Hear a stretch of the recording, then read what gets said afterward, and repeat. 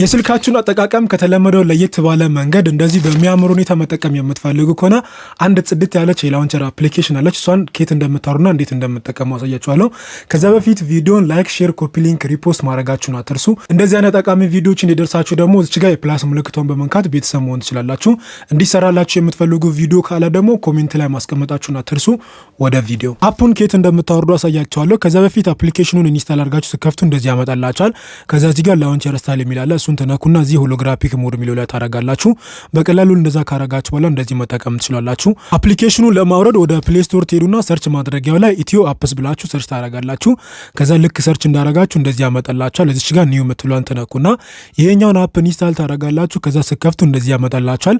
እዚህ ሰርች ማድረጊያው ላይ ዲኤንኤ ብላችሁ ሰርች ታረጋላችሁ። ከዛ ይሄን ፎቶ ተነኩና እነዚህን ጽሁፎችን ስክሮል ታረጋላችሁ። መጨረሻ አካባቢ ዳውንሎድ የሚላለ ዳውንሎድ ቢሎን በመንካት በቀላሉ ማውረድ ትችላላችሁ። ይመቻችሁ።